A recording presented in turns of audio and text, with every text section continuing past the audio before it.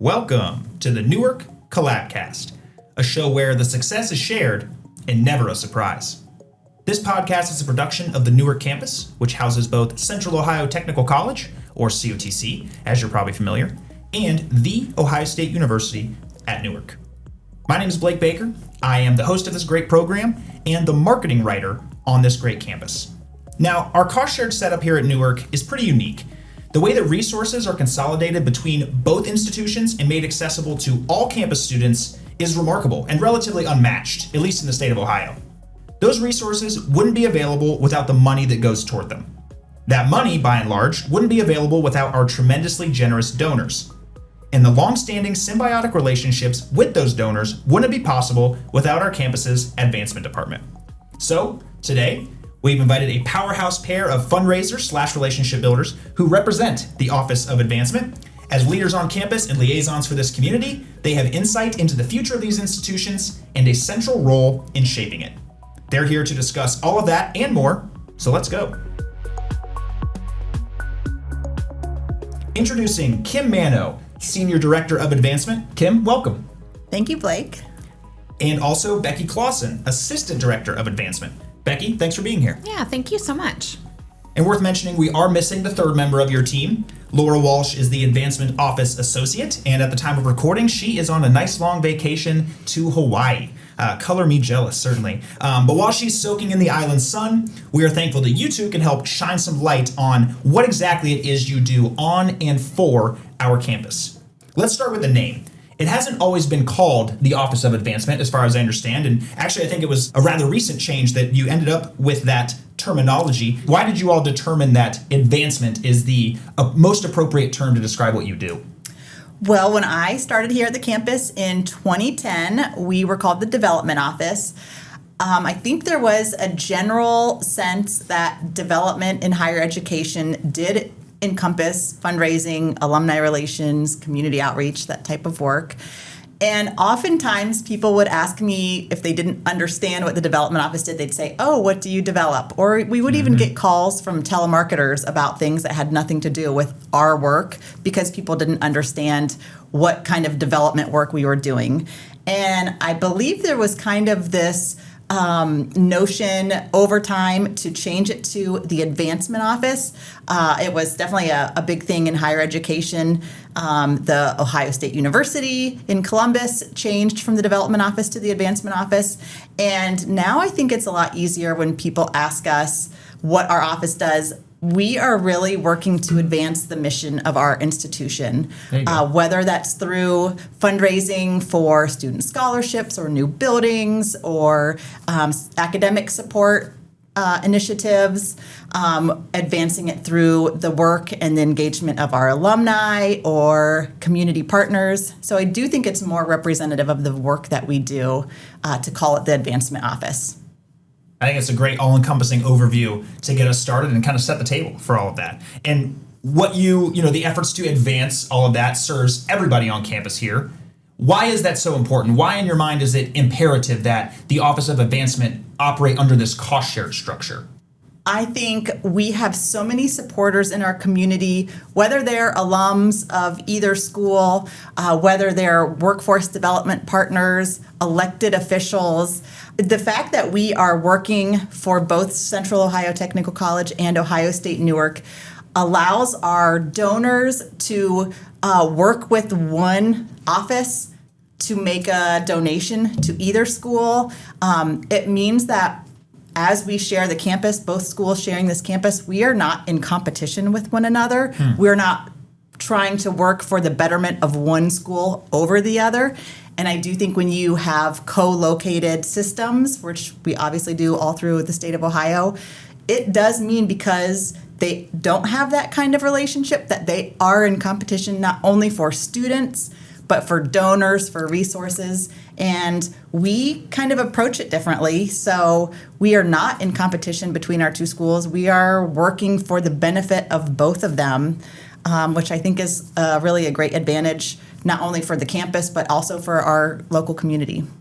Certainly. I would venture to say that you all see the benefit of the cost share approach maybe more than any other department because you are not competing in that way and serving truly everybody on the campus in that way. I think we get to be the biggest cheerleaders of the great collaboration and the great partnership we have here on our campus. We get to be out telling our community members that, we're taxpayer funded. Our collaboration between COTC and Ohio State-Newark and the fact that we're sharing buildings and 80 plus staff members, it saves us $2 million a year, which is incredible. And so we are operating as efficiently and as effectively as possible. And when obviously we're all taxpayers, you want those institutions and those departments to be operating as efficiently as they can be. So we are definitely doing that. We have the evidence to prove that we are doing that. Yeah. The $2 million point is a huge one to make, and it's people who are focused on kind of the money aspect of all of this. I'm glad you brought that up. That's great. And I think that in the spirit of this collaboration and serving the entire campus, the Newark Campus Development Fund, the NCDF, deserves a spot at the top of this conversation here. Huge proponent of this partnership and the importance of the partnership and how entrenched it really is here on the campus becomes obvious when you're here to experience it on a day-to-day basis. Becky, that's something that you did as a student here at Ohio State-Newark. First off, what about this campus compelled you to come back in a professional capacity? Sure. So first, let me start with OSU really changed the trajectory of my life. And so with the smaller class sizes here and the lower tuition and the fact that I really got to have relationships with my professors and my peers, it really changed my academic career. And so seeing that benefit and how I really was able to have this opportunity to stay close to home, and I actually worked full-time as a student. Oh, wow. And so that made a big difference in my life. So I really wanted to give back to the school that gave me so much. And this was a great way to do that. I had been working in nonprofit for a long time, but really always had it in the back of my mind to come back here. Awesome. And you really found a role to carve out where you are giving back. That's kind of the whole purpose of your job. That's great. And it really suits what I wanted to do even while I was in college, but to give back on a larger scale to the alma mater that changed my life is really the goal. Excellent. I love that. That's a great perspective. And to get back to the original point, in what ways, as a student here, did you notice the cost share nature of the campus? Well, I have to tell you, it's really so seamless, I think, to some of the students. Unless you are involved at this level, I really thought that every co-located college campus in the state of Ohio was like this. I had no idea how unique it was as a student, but I did definitely benefit from the more diverse student population, a lot of non-traditional learners in my classes, and they were just like me, right? I was paying a mortgage and working full-time as a student here, and so that gave me peers who were actually on my same level and professors and instructors who understood where I was as a student. And you don't always get that in a larger setting.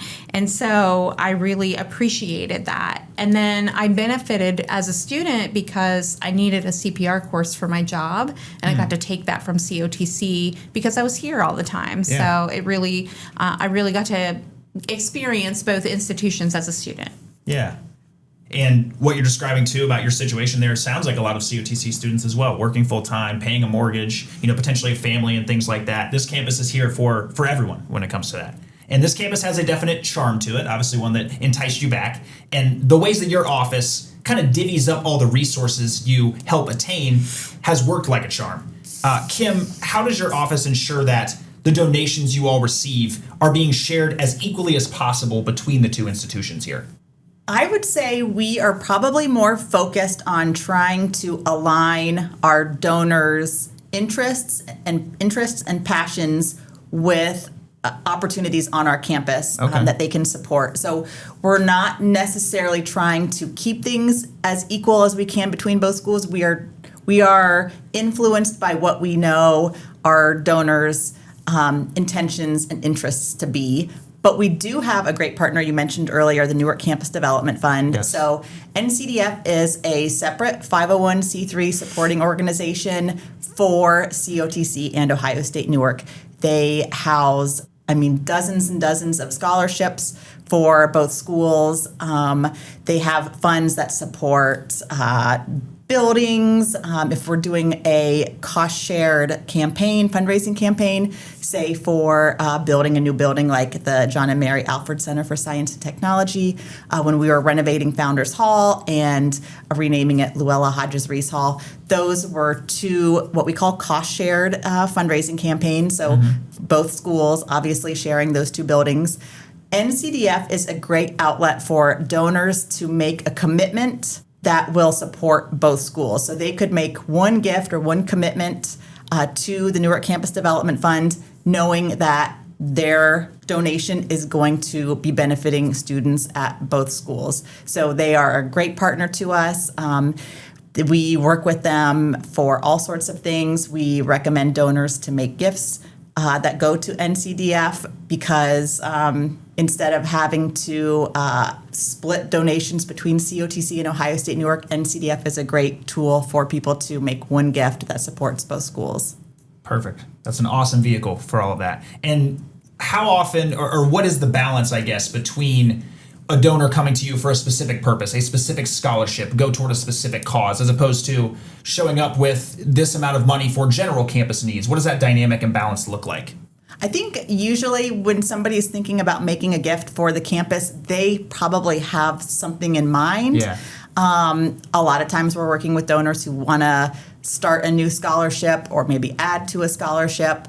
You know, if they were a first generation college student themselves, then they may want to do something to help future first generation students, and we'll work with them to kind of find the best way to do that. Sure.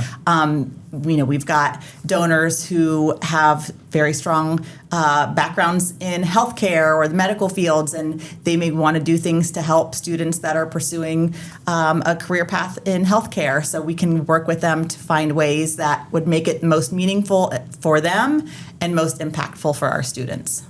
And this Excellent. is really relationship based. So once we get to know a donor, we can kind of help guide those conversations too based on the need of the campus. And so we are obviously very well connected with the department heads, and we know kind of what's coming up and what they need. And then we can have those conversations because we have such a good relationship with that donor. Yeah. And how do you get to know the donors? I know that a terminology that we've used in the past, at least in our discussions, have been the fundraising cycle, right? That's the baseline level of the fundraising cycle, is establishing those relationships. So how do you identify and initially engage with potential donors? How does that kick off the fundraising cycle? Sure. So we actually work with a lot of our alumni from both schools. Obviously, a lot of our students want to give back, sometimes immediately after they graduate, sometimes years later, but we would like to keep a good relationship with them. And then employees and staff of both colleges, obviously, and community members who are already engaging with us in some way. Usually that's because they want to give back and they see the benefit of having this campus here, even if they didn't go to school here. And so we host a variety of events and meet with people one-on-one to get to know their interests and kind of what their philanthropic mindset is. And once we have that good relationship with them, then we're helping them make that gift, acknowledging that gift, stewarding that gift, and keeping that good relationship with them so that they can see the impact that they're having not only on our campus, but with our students and what those outcomes really look like. Yeah. Everybody is engaged. Everybody's kind of familiar with the experience here, the culture that exists on this campus. What is it about the student experience at the Newark campus that donors are hoping to preserve, helping to preserve with the contributions that they make? There are many projects that donors are definitely keeping going here on the campus. We've talked about a couple of the resources that we have. Obviously, our food pantry, and now even our Goodwill voucher program is that's an alumni who helped us make that relationship, and a donor. And so now we have Study Abroad, which is provided by a donor, a fund that was set aside so that students on this campus can have that experience to go all over the world and learn and come back and share those experiences with us and with other students. And then the Italian immersion program is another great example of that. The Reese family feels strongly about not only this wonderful community in Italy where we send students every other year, but obviously they feel that there are so many wonderful gained experiences that you can have in another country, and just gaining that that worldly knowledge. And so every other year we send students there, and then the following year they send students here. So it's kind of like an exchange program, and that's provided by a donor. Well, we would not be able to do that otherwise. And so really these wonderful experiences that they're having all over the world, bringing them back here to the Newark community, is because of a donor. Yeah. One of you mentioned that you were stewards of this mission that was established with the campus's founders. I sense that you hold that mission in very high regard. How much pride do you take in upholding the values of this campus's founders? We feel it every day. Our founding fathers, Gib Reese and Howard Lefevre, when COTC was chartered in 1971, Ohio State-Newark was already here on this campus. It was their intention that both schools would share this campus and would collaborate, would work together, because they saw the importance that it would have on our local community. So just the fact that we take such great pride in our cost-shared partnership is definitely a result of that expectation that they set forth when they founded the Newark campus. There's also some really neat programs that are in direct alignment with the vision and the passion that our founding fathers had. On the Ohio State-Newark side, we have a program called the Lefevre Fellows. Obviously, it was named in honor of Howard Lefevre, and it is specifically about service learning. So the students in that program are required to do a certain amount of community, like volunteer work each semester. In the classroom setting, they are learning about the work of different nonprofits in the community, things about how the United Way is working with different community members and different organizations to just make Licking County a stronger and more fruitful place for everyone. Yeah. Becky mentioned the Italian immersion program, just the idea that having that kind of global experience makes you a more well-rounded not only student, but then employee and community member. Sure. So I feel like there are several initiatives on our campus and programs on our campus that are in direct alignment with that vision of our founding fathers, even though it's, 55, 60, 65 years later. Well said. I think that the pride that you exude really emanates. Like I can sense that when you talk about it, and the importance of upholding and maintaining that mission and those values. So as a result, your team always has a finger on the pulse of what this campus needs, how can it best serve its students, but you're certainly not alone in how you plan for all those things. Kim, with whom does your office work to establish the fundraising goals that you set? Every year, our fundraising goals are reflective of the strategic priorities of the campus, of both schools, and we work with campus leadership to determine what those fundraising goals should be every year. We also work closely with some folks at the Columbus campus to determine what our fundraising goals should be every year. Okay. But they are representative of what the needs are for our campus. Sometimes we do have fun little things pop up. So one of the projects that we're excited about doing some fundraising for in the coming fiscal year is a labyrinth on our campus that if you would have asked us a year or two ago, we did not even really know what a labyrinth is. Yeah. But it turns out that there is a big movement in higher education, even also in like healthcare settings, for a space where people can go and have this kind of mindful, reflective experience as we talk more about the mental health of students and employees. It really all just kind of fits in with the health and wellness that we really take very seriously and we know is very important. So we're going to be adding a labyrinth to our campus, and it's exciting, and it's something different that we didn't expect. We never know what's going to happen. We do joke that there's always different needs for the campus, and so it's good job security for us. There you go. But it makes every day different and really fun. Yeah. It's a good job staying in tune with what the students need, how the community can kind of connect with all of this too, and just connecting the dots. Yeah, that's really great. Absolutely. Campus leadership, some folks in Columbus are maybe getting involved in some of these fundraising plans. Maybe there's some other stakeholders involved too. How do you continually work with all of these groups and entities to execute the goals that you set? So we are constantly having conversations about what the needs are. And then we like to keep a pulse and do kind of strategy talks within our office and talk about, okay, what's the priority and who are we going to approach and who do we know that might have an interest in this, and really gather those stakeholders and explain what the need is. And honestly, this community is so generous and our alumni are so generous.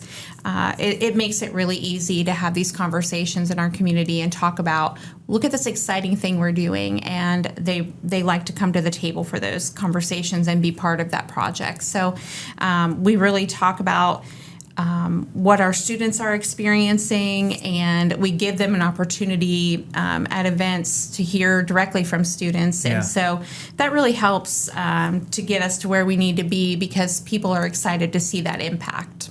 Absolutely. That's what it's all about at the end of the day.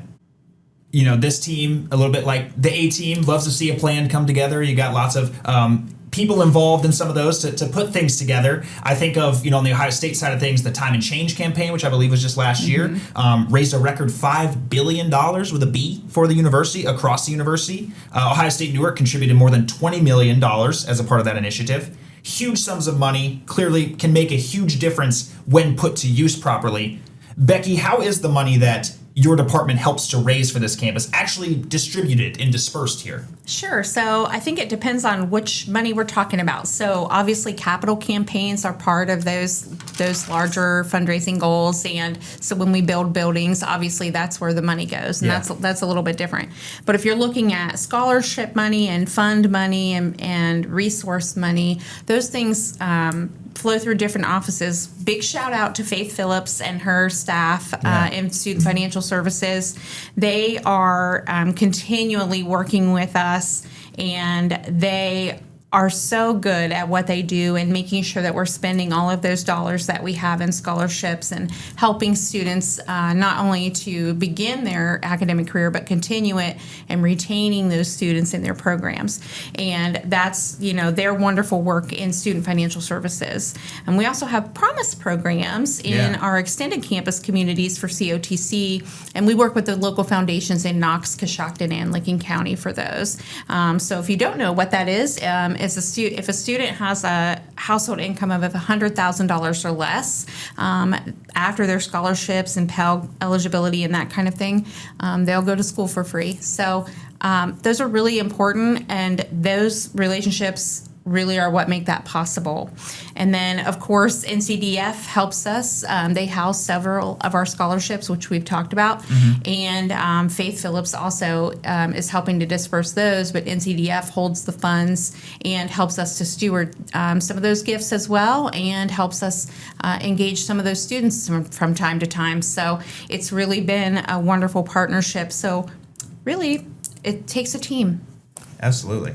Yeah, very useful to bring up both the extended campuses and the Promise programs. I think the impact and the contributions here are coming from more than just the Licking County community. Even the reach is a little bit bigger than that. I really love hearing that. So no matter whether it's going toward a capital project or a scholarship or whatever the nature of it is, it's cool to see how students are experiencing this generosity tangibly. One thing I like to think of is donor-supported emergency funds, kind of an under-the-radar resource that's available to students who are facing, temporary, unexpected academic emergencies that might impact their academic journey. And it's really cool that the institutions, with the help of donors, are able to alleviate some of those problems. That goes a long way.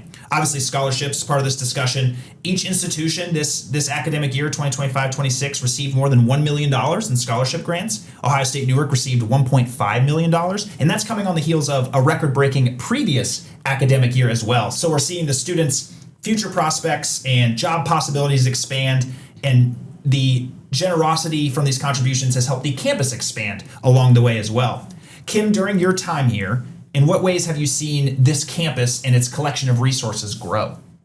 I mean, it is unbelievable. It's mind-blowing how much our scholarship endowment has grown in the past 16 years. When I first started in 2010, I was hired as a temporary employee for a fundraising campaign called the Next Generation Challenge. Our founding father, Gib Reese, and his wife, Luella, put up a $10 million match, and they were challenging the community to support student scholarships for both COTC and Ohio State-Newark. So they were matching every gift that we were able to raise for scholarships. They were matching it dollar for dollar. The goal was that over the course of 2 years, with their $10 million and then the gifts from the community, we would be able to grow our scholarship endowment by $20 million. We raised $11 million, so we actually increased our scholarship endowment by $21 million. And I want to say in 2010, the campus awarded $300,000 in scholarships to COTC and Ohio State-Newark students. And as you mentioned, now that amount, I think this academic year combined, we offered $2.6 million. Yeah, that sounds right. So you can see what a huge difference that has had, just as every year the scholarship endowment continues to grow. We added a new STEM building since I was here, which was so heavily supported by donors. We had a phenomenal volunteer campaign chair, Dan DeLauder, who was the CEO of Park National Bank. And we raised $14 million for that project. We were able to renovate Founders Hall in the past few years. I think we raised about $16 million for that building. We did some fundraising for the McConnell Residence Hall. We are getting ready to open in August a new building on Sharon Valley Road, so just very adjacent to the campus, and it's going to be the new home of COTC's Police Academy and law enforcement programs. All of this is because of the incredible generosity of our local community, and we hear this a lot, and sometimes I think it's easy to take it for granted, but Licking County is different than most communities in the state of Ohio, just in terms of the collaborative nature and the willingness and interest of people to pay it forward, to use their resources to make a better situation for those that are coming after them. And I don't think that there's a lot of other communities that really compare to Licking County in terms of the way that we work together to make things happen. People that are coming from outside of Licking County and then they start working here, they're blown away that we are such good friends with the other nonprofit leaders in the community and the other fundraisers in the community, that we work together. We try to make sure we're not competing for resources. Yeah. We really do in this community have that mindset that a rising tide lifts all boats. So if one organization is successful and they're able to kind of spread that wealth with others, then it's making a better community for all of us. So Licking County is it's just a different place. It's hard to explain unless you're here. Well, I think you explained all that very well. Modest amount of growth, I guess we could say. No, all kidding aside, that's fantastic. That's great work, obviously. And I don't think the campus is quite yet done growing, as far as I understand. Becky, what can you share about some exciting upcoming campus projects? Kim mentioned the Evans Hall renovations. What other kind of major fundraising initiatives are coming down the pike potentially? Yeah, so we talked a little bit about the Labyrinth. Obviously, we're going to be kicking that off really soon. I'm working currently on a project for a tiny house, which will provide a mobile community resource. We can use it not only to educate engineering students, but there will also be a sustainable garden practice for biology and other sciences. Evans Hall, we mentioned, is opening for our law enforcement programs for COTC. That's going to be happening in August. So that fundraising, we've kind of wrapped up. We're getting ready to celebrate that. And then a really exciting project we're working on, hopefully with a new partner.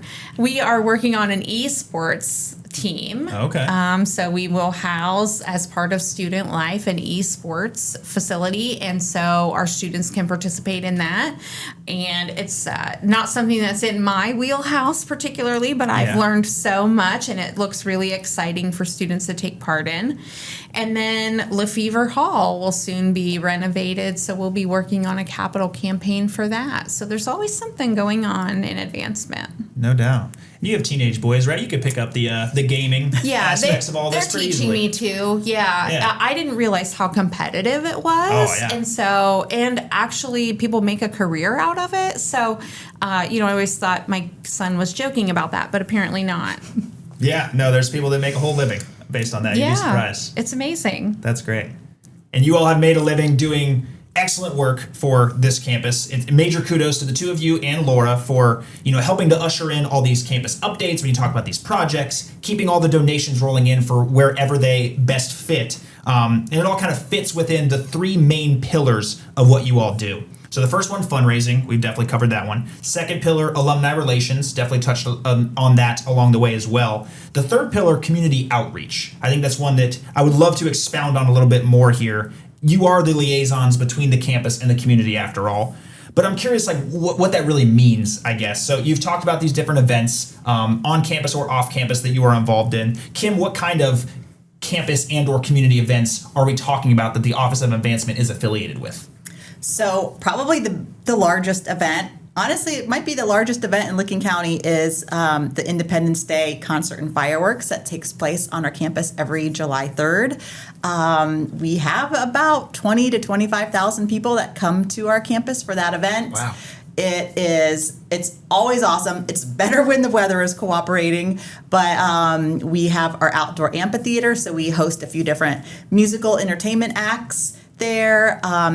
Every year it rotates between the Newark Granville Symphony Orchestra and the High Sea Wind Ensemble as our headlining musical act. But they play along with the, for sure. They play along with the Newark fireworks. So it almost has that kind of red, white, and boom type feel. Yeah. This year, as part of the America 250 anniversary, we're really excited that McGuffey Lane is going to be our musical opener. I think that will draw a big crowd. So that is one event that we're really excited about every year. Laura Walsh, who is on the beach somewhere in Hawaii, is really the one that spearheads all the planning of that event, and she does a phenomenal job. She has it down to a science now, so we'll have over 20 food trucks here on our campus, and just a really neat community event for all ages, and it's free. Yeah. We have done fundraising for our Officer Cottrell Award. Officer Cottrell was the police officer in Danville that 10 years ago was killed in the line of duty. He's a COTC alum, so we worked with his family to establish an award here that goes to a graduating cadet from the police academy. The award is given 3 times a year, so we do some fundraising for it. This past year, Becky planned axe throwing competition, which was really fun. We're going to be doing it again in October, Nice. And that is actually a partnership with the Licking County Sheriff's Office. So they have a program, the Stuff the Backpack program that it benefits, and then we share the proceeds with them for the Officer Cottrell Award. But a big part of our job is also being out in the community. So being part of service clubs in the community, serving on different community boards. In many ways, I think we're being successful at our job if people who have a question about anything related to the campus know that they can come to us, and then we will either find the answer for them or we'll put them in touch with somebody to kind of work through the concern or the issue or the question that they have. So we, in many ways, I think, are kind of tasked with being the face of the campus out in the community. Yeah. And that definitely helps us, meet new alumni, potential new donors, new workforce development partners. So we're out in the community doing a lot of different stuff. Absolutely. And I even think of things as simple as, Ohio Goes to the Movies was a part of that America 250, Ohio 250 celebration. I believe did you get the Licking County Historical Society kind of involved in that? Different community entities came here to the campus for that showcase. Yep, absolutely. That was really excellent. I know Becky did a good job facilitating the community book club that was hosted here on campus and had the illustrator of a graphic novel come here to present the work. I think that was really cool. All that stuff is a great way to connect the community with this campus in ways that aren't necessarily academic. They're a little bit more fun, a little bit more entertainment. Yes. That has a lot of value. I think that's really great. Okay, so we're getting close to the end here.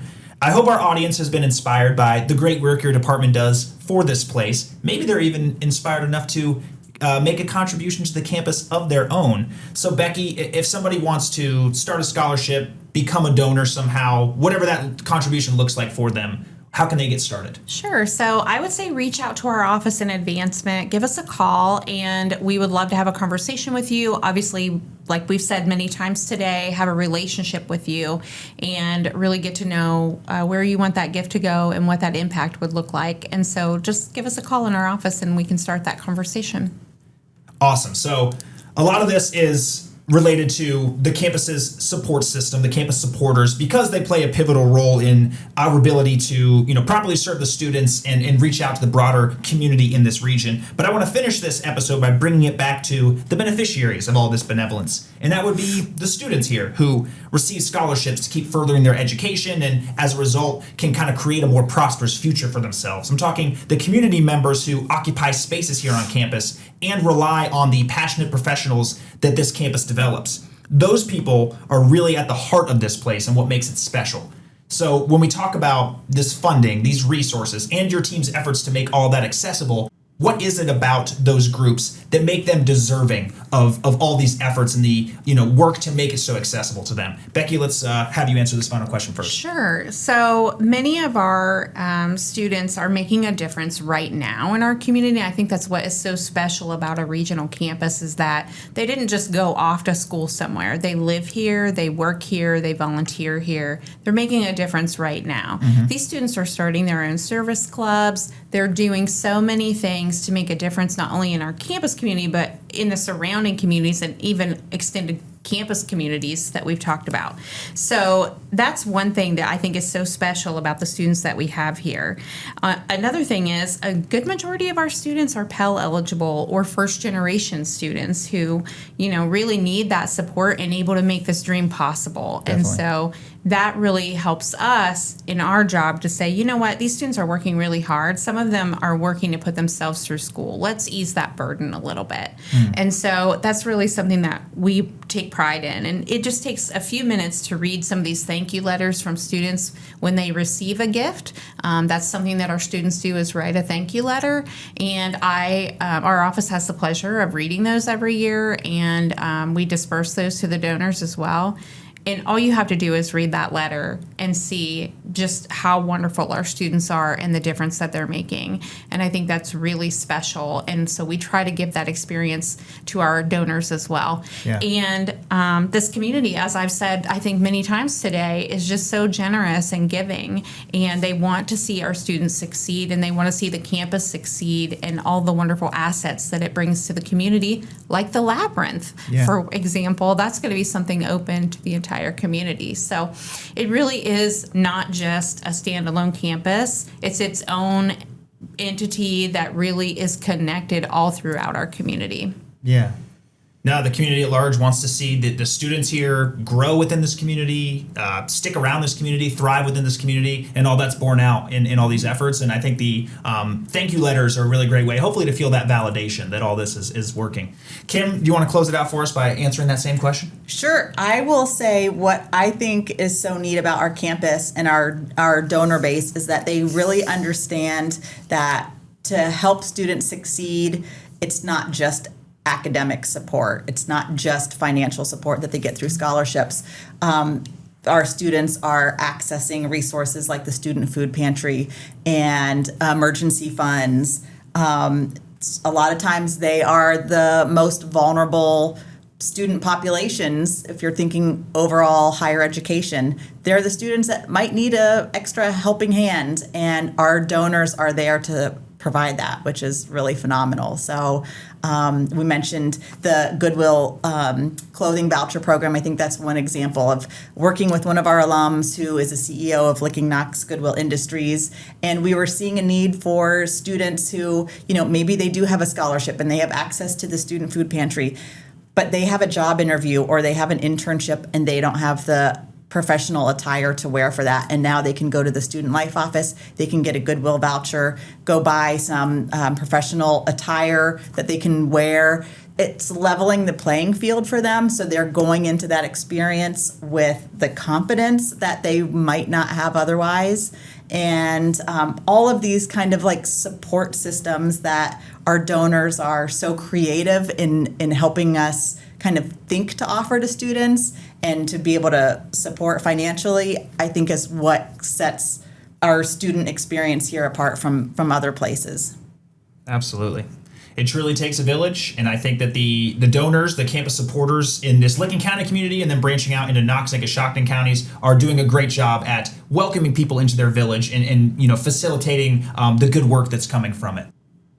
That'll about wrap it up for this episode of the Newark Collabcast. Kim and Becky, thank you so much for joining us. More than just fundraisers, you are raising the quality of life on this campus, and for our purposes today, raising the quality of this episode. So we really appreciate your time. Thank you, Blake. All right, and we also appreciate all of our listeners for joining us today. We hope you'll donate a little more of your time next month when we're back with a brand new episode. To donate to our campus, call the Advancement Office. You can reach them at 740-366-9135. Once again, 740-366-9135. You can also follow our institutions on social media. Find Ohio State Newark at, get this, Ohio State Newark, and locate COTC at COTC EDU.